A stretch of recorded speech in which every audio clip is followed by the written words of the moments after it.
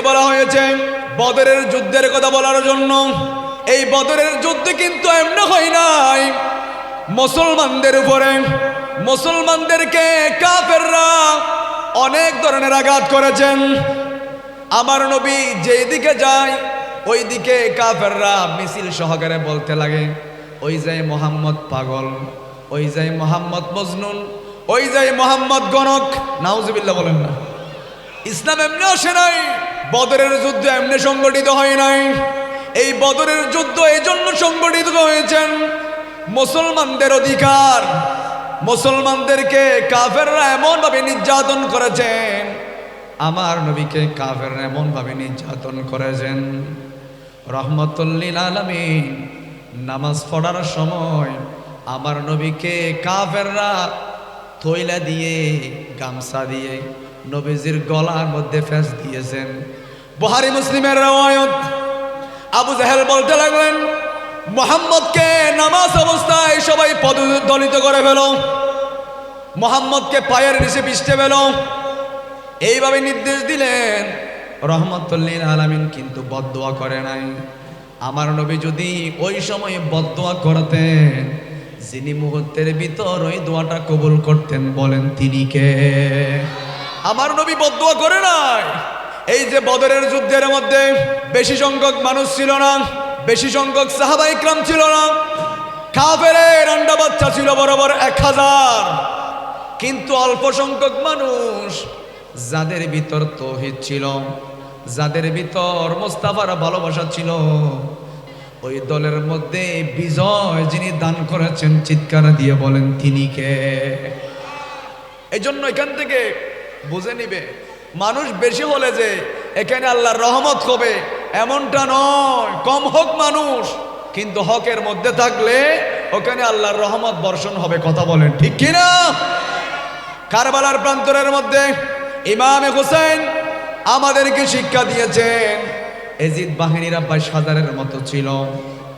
নবী পরিবারের সদস্য 72 জন, মতান্তরে 82 জন ছিল।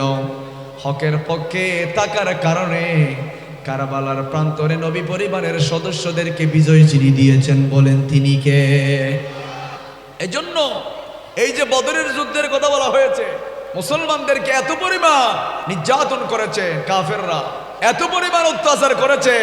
এই বদরের যুদ্ধের মধ্যে মাত্র 313 জন বদরি সাহাবী, ওই 313 জনের উপর যিনি রহমত বর্ষণ করেছেন, বলেন তিনি কে?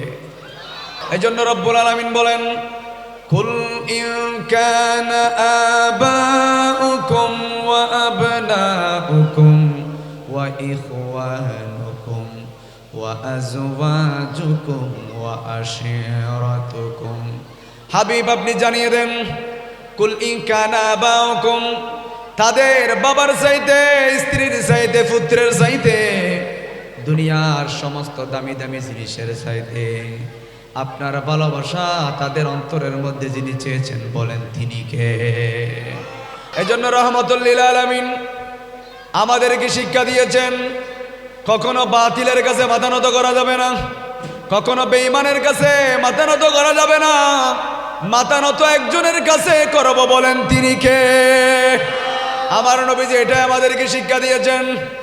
আমার নবীজি ইসলাম যখন প্রচার করতে লাগলেন, এই যে বদরের যুদ্ধ বলা হলো, তায়েফের যুদ্ধের কথা বলা হলো, হুনাইনের যুদ্ধ, খন্দকের যুদ্ধ, এই যুদ্ধ কিন্তু এমনি হয় নাই। রহমতুল লিল আলামিন কোরআনের দাওয়াত নিয়ে যখন আমার নবীজি রাস্তা দিয়ে বের হতেন, কাফেররা বলতো, ওই যায় মোহাম্মদ পাগল, ওই যায় মোহাম্মদ গণক, খবরদার মোহাম্মদের চেহারাও কেউ দেখতে পারবে না, মোহাম্মদের দ্বারে কাছেও কেউ যেতে পারবে না। আমার নবীজি এক জায়গা থেকে আরেক জায়গার মধ্যে সফর করেছেন একমাত্র ইসলামটা রন্ধ্রে রন্ধ্রে পৌঁছে দেওয়ার জন্য। কথা বলেন ঠিক কিনা? সব জায়গায়। অথচ আমার নবীর পিছনে কাফেররা ছিল। নবীজি তায়েফের ময়দানের মধ্যে গেলেন, নবীজি আরফাতের ময়দানের মধ্যে গেলেন কাফেরদেরকে ইসলাম ধর্ম গ্রহণ করানোর জন্য। আমার নবীজি তায়েফের ময়দানের মধ্যে যখন গেলেন, আরফাতের ময়দানের মধ্যে যখন রহমতুল লিল আলামিন গেলেন, ওই যে আরফাতের কাফেররা মনে করছিল মুহাম্মদ রাসূলুল্লাহ এই জারফাতের ময়দানের মধ্যে এসেছেন, ওই নবীকে আমরা হত্যা করব। নাউজুবিল্লাহ বলেন না। ওই নবীকে আমরা চিরতরে দুনিয়া থেকে বিদায় করে দেব, ওই নবীকে চিরতরে দুনিয়া থেকে আমরা বিদায় করে দেব। কারণ একটাই কারণ হলো, ওই নবীর চেহারা যেই ব্যক্তি দেখে আর সেই কাফের তাকে না, সেই মুসলমান হয়ে যায়। ওই জারফাতের ময়দানে রহমাতুল লিল আলামিন ইসলামের দাওয়াত নিয়ে গিয়েছেন, সুমধুর বাণীগুলো পৌঁছে দেওয়ার জন্য রহমাতুল লিল আলামিন আরফাতের ময়দানের মধ্যে গেলেন। এইদিকে কাফেররা সংঘবদ্ধ হয়ে মিটিং বসালেন, মুহাম্মদকে হত্যা করতে হবে, মুহাম্মদের এই তেলাওয়াত, মুহাম্মদের এই প্রচারণা বন্ধ করে দিতে হবে। ডিক্লার করা হলো, যে ব্যক্তি মুহাম্মদকে হত্যা করতে পারবে ওই ব্যক্তিকে বড় ধরনের পুরস্কার দেওয়া হবে। নাউজুবিল্লাহ বলেন না। ডিক্লার করা হলো, মুহাম্মদকে যে হত্যা করতে পারবে ওই ব্যক্তিকে বড় ধরনের পুরস্কার দেওয়া হবে। এইদিকে রহমাতুল লিল আলামিন দাওয়াতি কার্যক্রম শর্ট করে আমার নবীজি মদিনা শরীফের মধ্যে যখন আবার ফিরে আসলেন, কাফেররা বলতে লাগলেন, আমাদের ইচ্ছা তো পূরণ হলো না, আমাদের সংকল্প তো পূরণ হলো না। মুহাম্মদ আবার মদিনা শরীফের মধ্যে হিজরত করেছেন, চলে গিয়েছেন, কিন্তু মদিনা শরীফের মধ্যে গেলে হলেও ওই নবীকে আমরা টার্গেট করব। নাউজুবিল্লাহ বললেন, আরফাতের ময়দানে নবীজি এসেছেন, আমাদের বড় ইচ্ছা, পুরস্কার পাওয়ার বড় ইচ্ছা, ওই নবীকে আরফাতের ময়দানের মধ্যে মেরে ফেলবো। নাউজুবিল্লাহ বলেন না। আমার নবী চলে গিয়েছেন ওখান থেকে।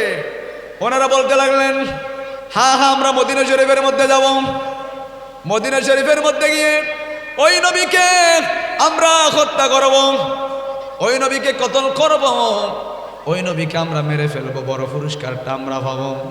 কিন্তু মদিনা শরীফের মধ্যে এমনি তো যাওয়া যাবে না, মদিনা শরীফের মধ্যে ইহুদির লেবাস নিয়ে তো মদিনা শরীফের মধ্যে যাওয়া যাবে না। মদিনা শরীফের মধ্যে যদি যেতে হয় মুসলমানের লেবাস ধরতে হবে, কারণ মুসলমানের লেবাস যদি না থাকে নবীর সামনে আমরা কখনো যেতে পারবো না।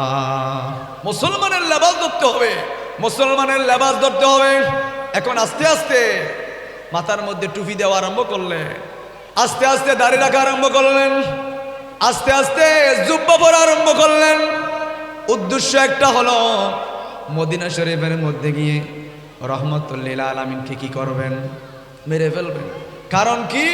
ওই নবীর চেহারা দেখলে মানুষগুলা মুসলমান হয়ে যায়। এটা কাফেররা সাধারণভাবে নিতে পারে নাই। কাফেররা বলতে লাগলেন, মুহাম্মদকে নিভিয়ে দিতে হবে, মুহাম্মদ নামে এই আলোটা বন্ধ করে দিতে হবে, মুহাম্মদকে পৃথিবীর মধ্যে রাখা যাবে না। কারণ যেই যায় মুহাম্মদের তেলাওয়াত শুনে মানুষগুলা কেমন জানি ইসলামের জন্য পাগল হয়ে যায়। আমরা যাব মদিনার মধ্যে যাব, মদিনার মধ্যে গিয়ে ওই মুহাম্মদকে আমরা চিরতরে বিদায় করে দেব, ইসলামকে নিচে গেড়ে দেব। কিন্তু কাফেররা তো জানে না ইসলাম হলো সারা গাছের মতো, আপনি জমিনের মধ্যে গেড়ে দিবেন সারা গাছের মতো উঠে যাবেন, ঠিক কিনা বলে? ইসলাম এটা ধ্বংস করা যাবে না, কারণ দিয়েছেন কে? আবার ইসলামী নাম ব্যবহার করেও অনৈতিক কাজ করাকে ইসলাম সাপোর্ট করে।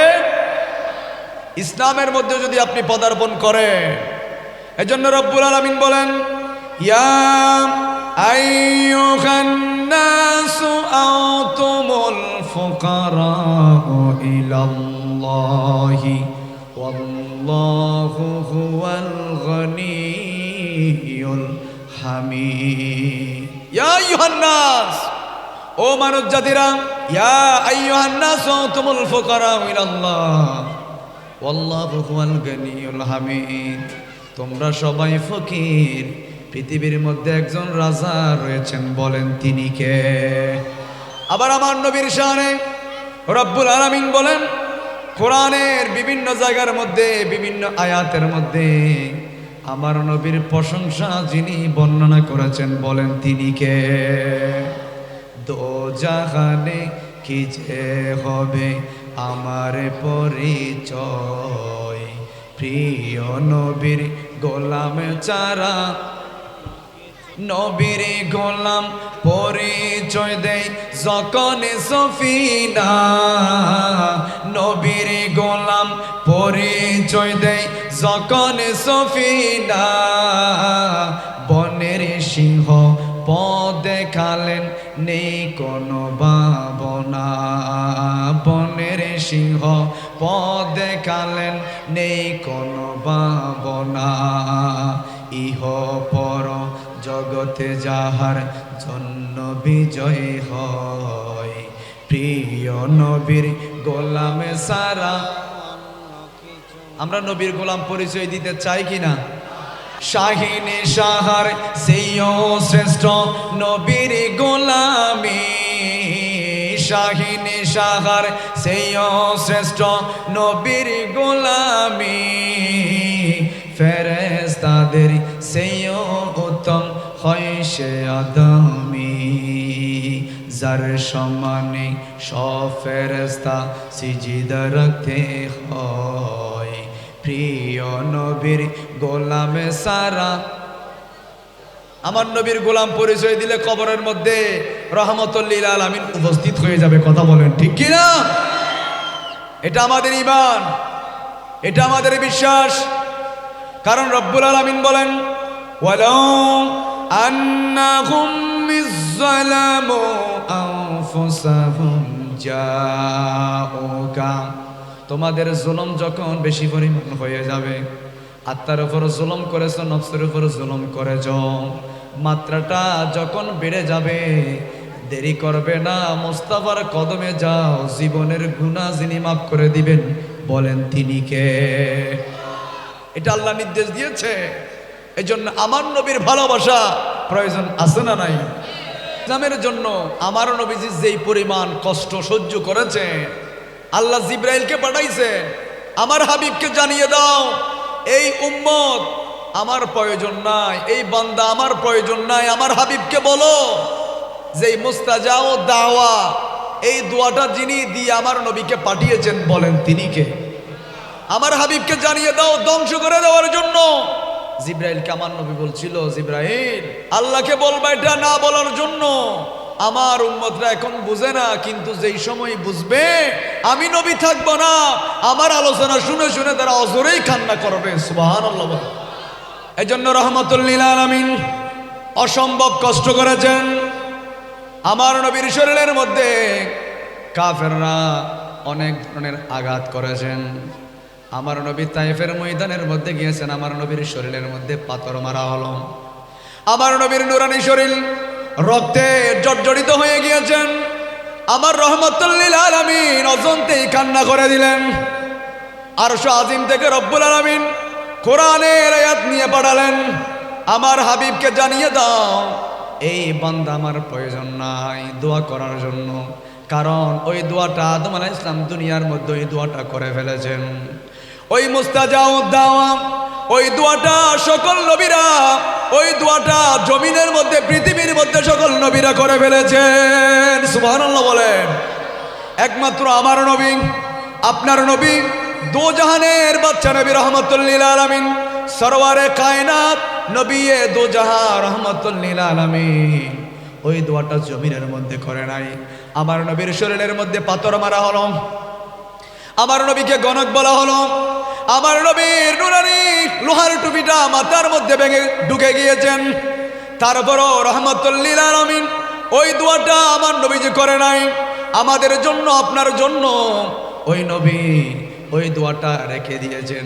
যেদিন কেউ কারো আপন হবে না, সাবাতুন ইউজিল্লুহুমুল্লাহু ফি জিল্লিহি ইয়াওমা লা জিল্লা ইল্লা জিল্লু, ওই দিনটা যেদিন কেউ কারো আপন হবে না, কিয়ামতের ময়দানে আমার নবীজি আমাদের জন্য ওই দোয়াটা করে ফেলবে। সুবহানাল্লাহ।